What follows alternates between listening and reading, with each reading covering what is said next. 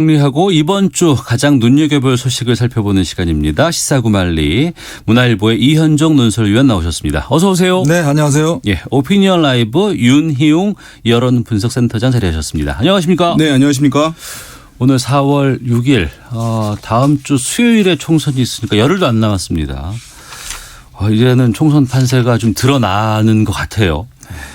좀 어떻게 여론 조사 추이가 좀 나왔어요? 어떻게 돼요 지금? 예, 지금 뭐 쏟아져 나오고 있는 그런 너무 상황이 많은 곳에서 있잖아요. 각자 나오니까. 예. 그래서 전반적으로 어쨌든 여건이 다소가 이제 유리한 흐름들을 보여주고 있는 상황에서 이제 네. 심판론을 내세워서 이제 야당의 추격전이 벌어지고 있는 그런 이제 양상이고요.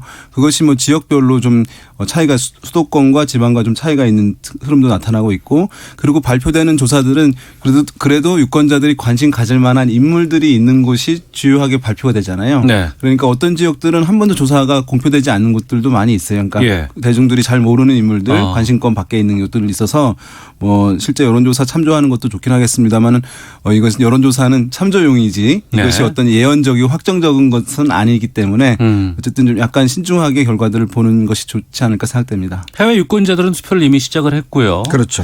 이번 주 금, 토일이 사전 투표일입니다. 금토. 예. 네. 예.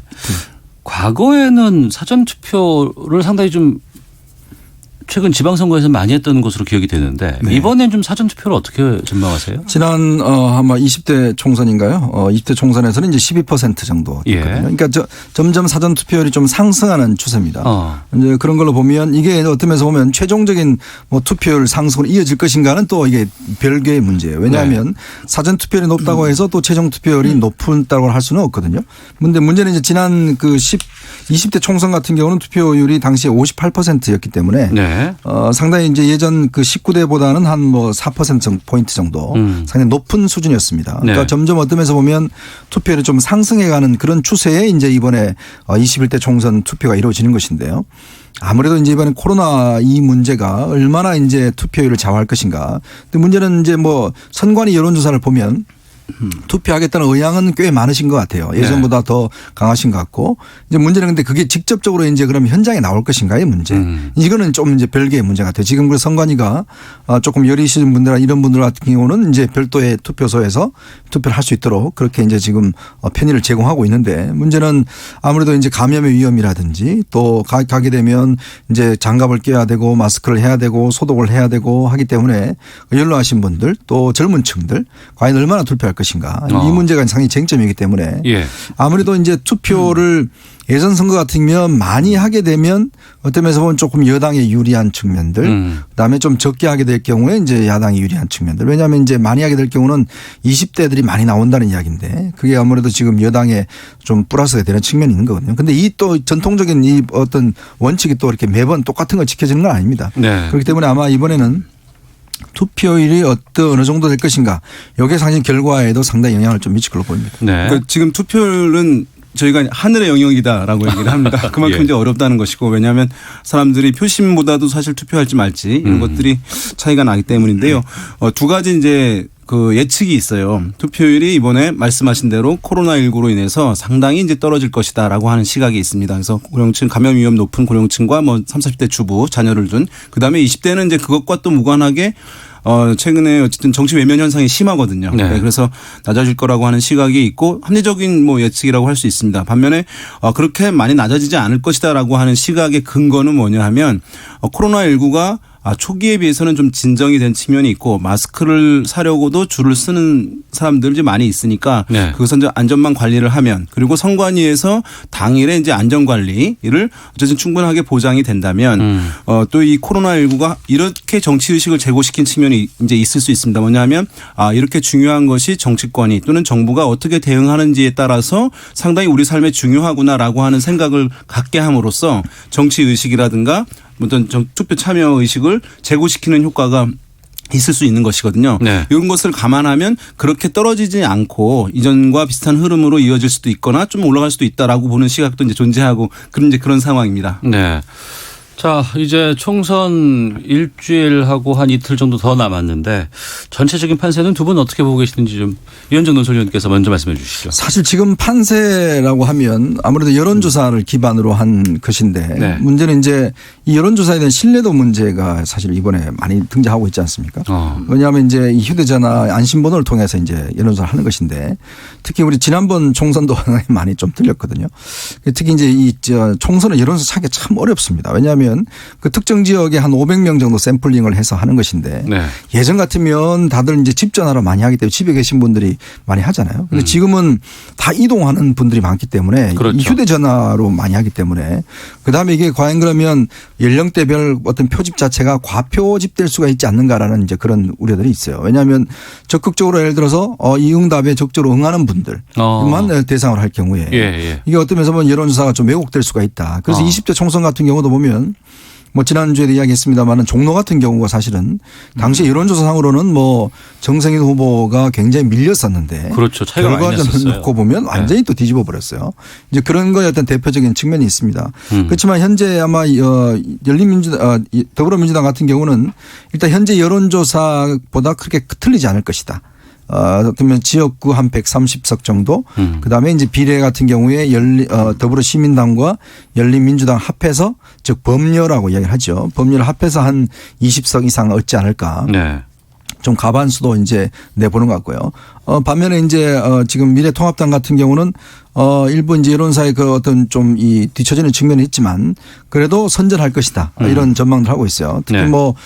특히 뭐 지역 같은 경우는 한 120석 안팎 정도. 그다음에 이제 비례의석 같은 경우는 이제 한 20석 정도 이렇게 보고 있는 것인데 문제는 이제 이런 전망들이 과연 이제 어떤 정확한 어떤 수치를 근거로 하는 것보다는 네. 아무래도 이 현장에 뛰어다녀 보면 후보들이 감이 있어요. 그러니까 악수를 하거나 박수를 쳐거나 이게 어떤 면에서 보면 제일 정확할 수가 있어요. 예.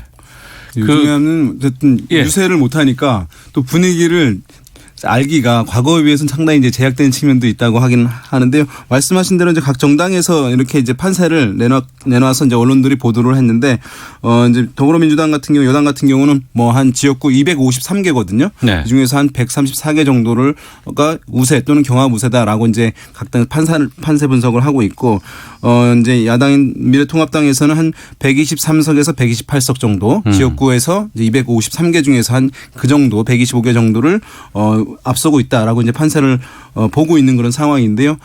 지금 뭐 이제 이런 흐름들 하면 이제 사실은 굉장히 박빙 싸움이 되는 것이거든요. 우리가 네. 선거 이제 의석수 얘기를 할 때 이쪽이 한쪽이 높고 한쪽이 낮다 이렇게 얘기를 하는데 만약에 한쪽이 가져오게 되면 두석 차이가 나게 되니까 사이가 확 벌어지는 것이기 때문에 이 정도라고 한다면 경쟁구도 지금 현재 이어지고 있다 이렇게 보시면 좋을 것 같습니다. 예. 호남 쪽 그리고 이제 뭐 TK나 PK 쪽 외에도 좀 잘 드러나지 않는 하지만 거기가 또 바로미터가 되는 곳이 충청이라든가 이런 곳이거든요. 그쪽의 판세들은 어떨까 좀 궁금한데 거기에 대해서 좀 말씀해 주시죠. 충청 지역은 총 28개 지역구입니다. 네. 대전, 그다음에 그 충남, 충북, 세종까지인데요. 여기서 이제 민주당에서는 한 11석 정도를 자체적으로 이제 우세하는 흐름이다라고 판세 분석을 하고 있고 미래통합당에서는 이제 15, 16곳 정도를 이제 우세하고 있다라고 얘기를 하는 상황인데 이 지역 충청 같은 경우 이제 많이 얘기를 합니다. 이제 가장 표심을 파악하기가 어렵다. 충청 같은 경우가 왜냐하면 이제 뭐 표심을 잘 드러내지 않으시는 곳들이기 때문에 근본적으로 이 지역 같은 경우에 우리가 분석할 때 세 가지 기류가 있다고 얘기를 합니다. 뭐냐하면 보수적 기류가 있는 것이잖아요. 어느 지역에 또 진보적 기류가 있는 것인데 그런 것 별개로 충청 지역에 독자적 기류를 중시하는 이제 흐름들이 있어요. 그러니까 충북 다르고 대전 다르고 또 바닷가 쪽 다르고 또 그렇죠. 지역은 다른데 전체적으로 과거에 보면 자민련이라든가 선진당이라든가 이런 기류가 있었던 거는 그렇게 충청만의 어떤 자존심, 독자성을 중시하는 기류가 이제 있는 것이기 때문에 이것이 이제 어느 쪽에 가느냐 이것이 이제 상당히 중요한 것이고 아까 말씀하신 대로 이제 충청 지역 같은 경우 천안이라든가 이런 지역, 아산 지역 같은 경우는 수도권의 영향을 많이 받고 그 외지인들이 많아서 상당히 실리적인 투표를 이제 보이는 측면들이 있고 충북 지역 같은 경우는 굉장히 경북 같은 정서를 보이는 곳도 있는 반면 또 이제 민주당 쪽이 상당히 유리한 쪽으로 보이는 정서도 있고 그래서 너무나 충청 지역은 다양한 이제 정서를 가지고 있는 지역들이어서 한쪽으로 완전히 기울어서 어느 쪽이 유리하다 불리하다 단정짓기는 좀 어려운 측면이 있죠. 예. 이현중 의원께서 어떻게 보세요? 그러니까 이게 충청 같은 경우, 충남 같은 경우는 지난 20대에서 민주당이 5석, 또 당시 새누리당이 6석, 네. 또 충북 같은 경우는 민주당이 3석, 새누리당이 5석, 그다음에 대전 같은 경우는 민주당이 4석, 새누리당이 3석. 그러니까 정말 한두 석 차이로 아주 비등비등한 그런 차이였어요. 이제 그걸 비춰보면 사실은 충청도 예전 같으면 충청에서 항상 충청 대망론이 많이 나왔습니다. 그러니까 아시겠지만 이제 자민련 그 이후로 뭐 이완구 예전에 전 총리 계실 때도 그렇고 이 충청 대망론이 나왔는데 사실 이번 선거에서는 그 이야기가 별로 없어요. 예. 그리고 사실 충청 인구가요. 호남 인구보다 많습니다. 많이 늘어났고 여러 가지 또 젊은 층 유입이 굉장히 많아졌어요. 세종시가 있습니다. 네, 세종시도 있고 또 오산 뭐 당정 뭐 등등해서 그쪽 지역에 이제 이 산업단지가 많이 이제 들어섰기 때문에 옛날보다는 지형이 많이 변화된 걸로 보고 있습니다. 그리고 또 충청 지역 같은 경우는 공천에서도 이번에 큰 뭐 변화가 없어요. 그러니까 다른 지역과는 달리. 왜냐하면 여기 같은 경우는 아무래도 오래된 분들, 그러니까 어떤 뭐 보면 이제 지역 토박이라든지 어떤 오래된 다선주 의원이라든지 이런 분들이 웬만하면 다 공천을 했거든요. 네. 그러니까 그만큼 지역 변동성이 적은 지역이라고 할 수가 있기 때문에 어떤 면에서 보면 이 지역에서는 뭐 양쪽 다 어떤 면에서 보면 비등한 그런 결과인데 문제는 이제 한쪽으로 쏠릴 경우에 이게 이제 어떤 결과를 낳을지 더군다나 이제 지금 세종시 같은 경우가 이번에 2개지 않습니까? 그게 이제 지금 어떤 면에서 보면 여당의 김병준 의원도 지금 이해찬 대표가 불출마하는 바람에 김병준 지금 전 비대위원장이 출마했고요. 그 지역에 어선 승패가 상당히 좀 관심거리로 등장하고 있습니다. 알겠습니다. 저희가 다음 주 말고는 더 이상 뭐 이걸 다뤄볼 수 있는 시간이 없어서 그냥 크게 두 분께 나는 여기가 가장 좀 재밌더라 아니면 이 지역이 가장 좀 눈여겨 보인다라고 하는 곳 어느 곳들을 좀 꼽으실까 궁금한데. 저는 뭐 PK 지역이죠. 예. 이제 특히 이 PK 지역 같은 경우에 부산 같은 경우에는 18석인데 지난번 총선에서 민주당이 5석을 획득했고 중간에 이제 재보궐선거에서 1석 추가를 한 것인데요. 이 지역에서는 그 기준이 이제 바뀐 거예요. 네. 왜냐하면 과거에는 이제 이 여당이 뭐 한두 석 정도 해도 선전했다라는 얘기를 할 수 있지만 지금은 이제 5석을 어쨌든 넘겨야 되는 그런 상황이기 때문에 그래서 이제 부산 지역을 상당히 중시해야 되고 통합당 쪽에서는 어쨌든 이것을 지난번보다 더 의석을 확대하지 못하게 되면 실제 전체 선거 결과도 상관없이 이제 텃밭에서 이전에 이제 어떤 지지세를 회복하지 못한 것으로 되니까 향후에도 상당히 이제 어려움을 줄 수 있는 곳이기 때문에 상당히 주목할 수밖에 없고 특히 이제 이 지역에서 부산 진구갑이라고 있어요. 부산 진구갑. 예. 여기에는 여당의 김영춘 전 장관 나왔고 야당에서는 이에 맞대결로 다른 지역에서 옮겨왔죠. 이것은 서병수 전 시장. 서병수 전 부산시장을 내세웠기 때문에 가장 거물들이 맞붙는 것이고 지난번 총선에도 이 지역에서의 바람이 옆으로 확산됐다고 보고 있거든요. 그래서 엎치락뒤치락 지금 하고 있는 상황이어서 상당히 부산이 중요하고 그중에서도 진구갑 선거 결과를 눈여겨보면 좋을 것 같습니다. 이현준 논설위원께서는요? 저는 결국 승패는 서울이라고 봅니다. 서울 수도권. 왜냐하면 아무래도 이제 이 선거라는 게 결국 서울 지역의 민심이 어떻게 움직이느냐 다른데 사실 뭐 이번 선거를 통계학적으로 보면 역대 정당 중에서 3번 이상 승리한 정당이 없어요. 그 뭐냐면 이제 항상 그 마지노선이 3번이거든요. 지금의 더불어민주당이 예전에 총선, 대선, 지방선거 이제 3연승을 했거든요. 그러니까 이제 4번째입니다. 3대 못 가는 거와 같이 3번 다 이길 수는 없다. 그런 측면도 하나 있는 것이고 또 하나는 서울 같은 경우 20대 총선에서 3% 이내에 아주 접전을 이룬 지역이 9군데나 돼요. 그러니까 그때 변수가 뭐냐면 국민의당 그다음에 이제 뭐 정의당 뭐 이런 게 변수가 됐거든요. 소수 정당의 참여 여부라든가. 왜냐하면 중도의 어떤 표심이 3% 이내니까. 그런데 이번에는 그 변수들이 많이 줄었습니다. 그러네요. 그렇다고 보면 결국 이 서울 지역에서 얼마만큼 어떤 그 선전할 것인가, 즉 야당이 선전하고 그다음에 이제 민주당이 수성을 할 것인가. 저는 거기에 따라서 선거 전체의 어떤 승패가 상당히 좌우될 수가 있습니다. 뭐 단적인 예로 종로나 그다음에 이제 광진이나 그다음에 이제 동작이라든지 아주 핫하게 붙은 지역 또 더군다나 이제 강남권 있지 않습니까? 강남권도 그렇죠. 보면 예전에 이게 강남은 뭐 지금의 이제 미래통합당 지역에다 이야기를 했는데 지난 총선에서 민주당이 굉장히 선전을 했어요. 그런 걸로 보면 과연 그럼 이번에 강남 지역 같은 경우도 인구 변화가 많았습니다. 네. 거기에 뭐 주택이 많이 들어서고 선거가 바뀌고 하면서 젊은 중립이 많아지고 이러면서 실제로 민심 자체가 많이 바뀌었거든요. 근데 이 민심이 그럼 뭐 어떻게 움직일 것인가. 결국 여기에 따라서 전체적인 어떤 선거 저는 아마 이번에도 보면 결국 한쪽 이 색깔 반대쪽 색깔 네. 예전에 국민의당이 이제 녹색이 호남 쪽에 했지 않습니까? 그렇죠. 예. 그런데 이번에는 아마 쫙 갈라서 어쩌면 이쪽 색깔이 완전히 이제 나눠지는데 문제 그 결론은 결국 아마 서울 지역에서 어느 쪽에 이제 무게추를 할지 그 결정되지 않을까 싶습니다. 파랑이냐 핑크냐 이렇게 지금 지역구는 크게 갈라지는 것 같고요. 비례도 좀 여쭤보겠습니다. 비례는 지금 위성정당이 4개나 생겨버렸고 네. 비례 전문 정당이 4개나 생겼고요. 위성정당 논란까지도 불거지고 있는 상황인데 어떻게 전망하시는지요? 지금 그러니까 비례를 이제 보실 때 이게 지역구랑 연동이 돼야 되는 것이 그래서 준연동 형제가 나온 것인데 지금은 이제 연동이 안 되게 돼 있습니다. 왜냐하면 비례에 의미 있게 이제 의석을 확보할 정당들이 지역구에는 후보를 거의 안 냈기 때문인 것인데 전문 정당이 생겨버렸습니다. 네, 그래서 이제 비례만 따로 떼놓고 봐도 아마 이제 예측하는 데는 별 어려움이 없을 것으로 보여요. 예. 우리가 이제 선거 끝나게 되면 선거 결과에는 무당층이 없잖아요. 여론조사에는 무당층이 있죠. 그러니까 예. 지금 나오는 여론조사 결과에 비례 투표 의향을 보시면 한 2, 3%씩 각 정당을 올린 다음에 100으로 놓고 계산을 한 다음에 한 2%당 한 명씩 배정이 되는 거예요. 네. 그러면 이제 편하게 계산을 하실 수 있는데 지금 전체적으로 봤을 때는 여권 정당, 여권 정당들이 이제 우세를 보이고 있는 상황이긴 합니다. 예, 그리고 이제 야권 정당들이 약간 약세인 상황이긴 한데 그런데 여권에서는 여권 성향 비례 정당이 복수란 말이죠. 이제 더불어시민당과 열린민주당이 있죠. 예. 그리고 여기서 정의당으로 또 이제 여권표에서 이탈되는 현상들은 한국 진보 진영에서 항상 있었던 현상이기 때문에 이번에도 일정 수준이 있을 가능성이 존재합니다. 그렇게 되면 원래 이제 모정당과 첫째 아들 정당이라고 할까요? 그것에 이제 옮겨가는 비율을 보게 되면 그 경우에는 보수 정당이 더 높아요. 그러니까 미래통합당에서 미래한국당 지지로 가는 것이 네. 비율이 더 높고 반면에 이제 더불어민주당에서 더불어시민당으로 가는 거는 그거보다 낮은 거예요. 그러니까 더불어민주당은 더불어시민당, 열린민주당, 정의당. 예, 세 개로 나눠지는 것이니까. 그런데 미래통합당은 거의 이제 대부분이 미래한국당으로 가니까 이제 높은 상황이어서 이것이 이제 나중에 문제가 되긴 하겠죠. 왜냐하면 이것이 일당이 어느 정당이 되는 것이냐라고 하는 논란들이 나중에 개원 때 상당히 논란이 크지 않을까 생각됩니다. 네. 결국 저는 이번 선거의 하이라이트는 결국 비례정당이라고 봅니다. 비례가 핵심이다. 네. 왜냐하면 이 비례정당이 어디가 또 할 것이냐도 문제지만 예. 또 어느 정당의 승리에 따라서 향후 전국을 어떤 면에서 결정짓는 굉장히 중요한 변수가 돼요.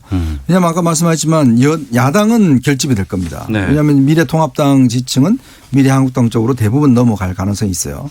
그러나 여당 쪽 지지자들은 지금 상당히 분산되지 않습니까? 예. 근데 이게 이제 제로섬 게임이에요. 그러니까 한쪽이 많아지면 한쪽은 줄어들게 돼 있고 네. 즉 더불어시민당이 많아지면 열린민주당이 적어지게 돼 있고 열린민주당이 높아지면 더불어시민당이 적게 돼 있고 그러면 예를 들어서 어떤 특정 후보 같은 경우는 이거에 따라서 정말 당선권 내냐 바뀌냐 왔다 갔다 하는 그런 굉장히 이제 하는 건데 문제는 두 당의 성격이 조금 다릅니다. 그러니까 네. 열린민주당은 확실하게 조국소 검찰개혁 이걸 이제 목표로 하고 있는 당이기 때문에 나중에 이 더불어시민당은 지금 당 강령에 5월 15일에 해산하게 돼 있어요. 네. 선거 끝나고 한 달 뒤에. 그러면 자동으로 합치는 건데 지금 일부에서는 그러지 말고 별도의 그냥 원내 교섭단체 만들어서 공수처 설립 때까지 그때까지 야당목 그 공처장 이제 임명하는 추천위원 그거 확보하자 뭐 네. 이런 의견도 있는 거예요. 이제 그런 면에 비춰보면 아무래도 이제 이 열린민주당이 지금 최근에 어떤 상승세를 타고 있다고 이야기를 하는데 이거는 제가 볼 때 마지막에 가면 예를 들어서 이제 민주당이 굉장히 호소 전략으로 나올 겁니다. 그러니까 지금도 뭐 서서히 이제 아마 시작할 텐데 결국 이제 이거 어떤 국정 안정을 위해서는 시민당이 힘을 실어줘야 된다라고 이제 아마 민주당에 많은 메시지를 할 거예요. 근데 거기에 따라서 어느 정도의 어떤 표심까지 움직일 것인가 이거에 따라서 향후 전국의 중요한 어떤 이슈나 아젠다 이런 것도 아마 결정할 것 같습니다. 알겠습니다. 시사구말리 이현종 문화일보 논설위원 그리고 오피니언 라이브의 윤희웅 여론분석센터장과 함께하고 있는데요.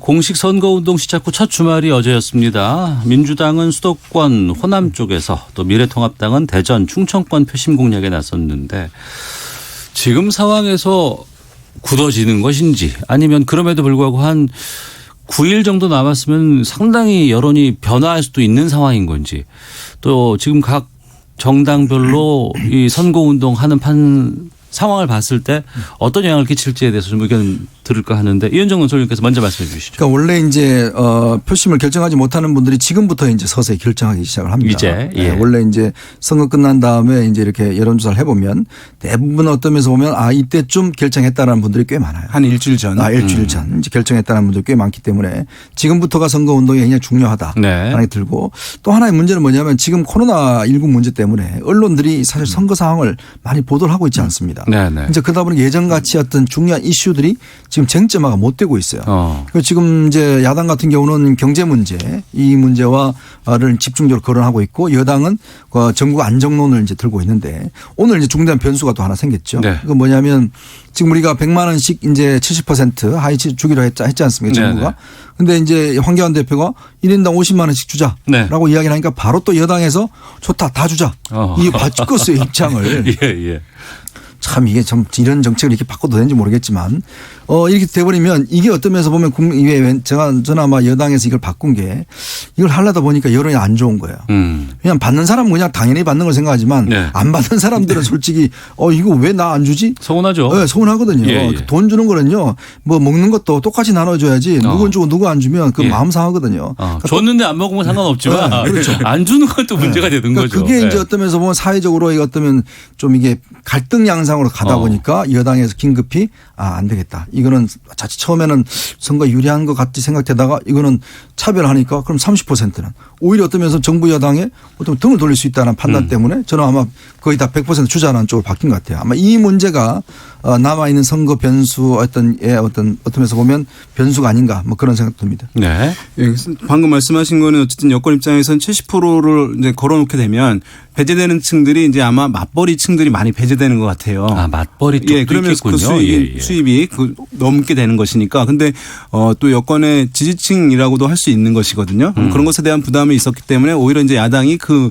논란, 오히려 포퓰리즘적 성격이다라고 하는 비판을 벗을 수 있으니까 아마 여당이 선뜻 이제 받은 것으로 보이고. 네. 그래서 어떤 면에서는 쟁점이 안 되게 이제 하는 것, 그것도 하나의 선거 전략이거든요. 네. 그것을 저희가 뭐 이슈를 넌 이슈화하라라고 얘기를 이제 합니다. 왜냐하면 맞부딪히지 않으면 그것이 이제 논란이 커지지 않는 것이니까 아마 그런 측면이 있는데 지금 이제 마지막 뭐 한 얼마 남지 않아서 코로나 전국이 워낙 이제 짓누르고 있어가지고 과거처럼 어떤 하나의 이슈가 폭발적인 어떤 변수로 작용할 가능성은 높아 보이지는 않습니다만은 네. 어쨌든 지금부터 유권자들이 이 총선과 관련해서 상당히 이제 활성화되는 거죠. 관심도가 활성화되어 있는 상황이기 때문에 각 당에서 이제 어떤 뭐 인물들 후보들 또는 지도부에서 실언이라든가 실수 이런 것들이 이제 막판에 어떤 표심 일정 부분 영향을 주는 변수로 작동할 수는 있을 것 같습니다. 네. 주말 사이에 종로에서 때 아닌 미워한다 미워하지 않는다 논쟁이 갑자기 좀 벌어졌어요.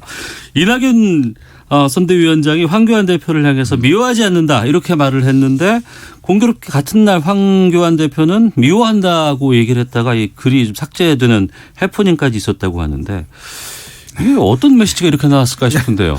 이현정 교수님 어렸을 때요. 네. 친구들끼리 싸우면 너 미워. 나도 너 미워.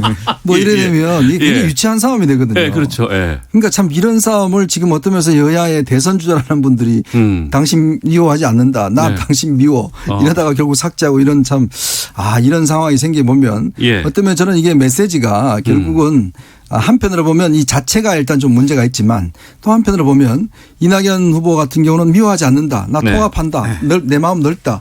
이거 하고 나는 당신 정말 미워한다. 이러면 국민들 입장에서 보면 마음 넓은 사람한테 좀 무게가 가게 돼 있어요. 그러니까 제가 볼 때는 왜 황교안 대표가 긴급히 삭제했냐면 이 프레임에 갇혀버리면 이게 황교안 대표한테 불리한 거예요. 당신은 왜 미워해? 저 사람 포용한다는데 좋아한다는데 이래 돼 버리거든요. 그러니까 참 그래서 오죽 선거 이슈가 없으면 예를 들어서 무슨 정책이나 이걸 보다 나 그냥 다짜고짜 당신 밉다. 나 안 미워한다. 이런 것이 쟁점이 될까 하는 측면에서 참 씁쓸 씁쓸한 뒷맛을 남기고 그 있습니다. 먼저 이낙연 후보가 먼저 얘기를 한 것이고, 네. 그다음에 이제 황교안 대표 받아서 이제 한 것인데, 일단 두 가지 생각이 아마 황교안 대표 측에 있었을 것 같아요. 하나는 이제 우리가 선거에서 메시지 전략이라는 것을 한다면 상대방이 어떤 말을 하면 그 말에 덧붙여 가지고 공세를 하고 또 방어를 하고 이렇게 되면 유권자들이 관심을 갖는 것이거든요. 그러니까 황교안 대표 쪽에서는 좀 더 쟁점화하는 것이 필요하다라고 하는 생각을 처음에는 했을 것으로 보이고, 예. 두 번째로는 지금 이낙연 후보와 싸워서는 안 되고 어쨌든 정권 심판으로 야당 대표로서 문재인 정부와 사실은 맞대결을 해야 되는 모양새를 만들어야 되는데 여기에 갇히면 안 된다라고 하는 아마 후속 논의가 있지 않았을까. 그래서 아마 황급히 그것을 삭제하지 않았을까 이렇게 분석은 해봅니다. 네. 앞서서 파란색과 핑크색이 지금 양쪽에서 맞붙는 형국이라고 말씀드렸는데 이전에는 뭐 진보 쪽의 단일화가 상당히 많이 이 시점 되면은 뭐 이루어지기도 그렇죠. 했었고 안 되곤 했었고 뭐 이런 게 있었는데 지금 그 인쇄는 다 끝났나요? 이제 오늘 인쇄 오늘부터, 들어갑니다. 예. 오늘요? 네. 그러면 이제 오늘 지금 각 공장에서 인쇄하기 때문에 예. 이제 뭐 이름을 되돌리기는 어려울 것 같습니다. 그러니까 1차 시한은 오늘 이제 이거 인쇄 투표용지 인쇄고요. 예. 두 번째는 사전 투표 전에는 해야 되겠죠. 알겠습니다. 자, 단일화까지 그냥 짚어봤습니다. 시사고말리 문화일보의 이현정 논설위원 그리고 오피니언 라이브의 윤희웅 여론분석센터장 두 분과 함께했습니다. 두 분 말씀 고맙습니다. 네, 감사합니다. 예, 오태훈의 시사분 마치겠습니다. 내일 뵙겠습니다. 안녕히 계십시오.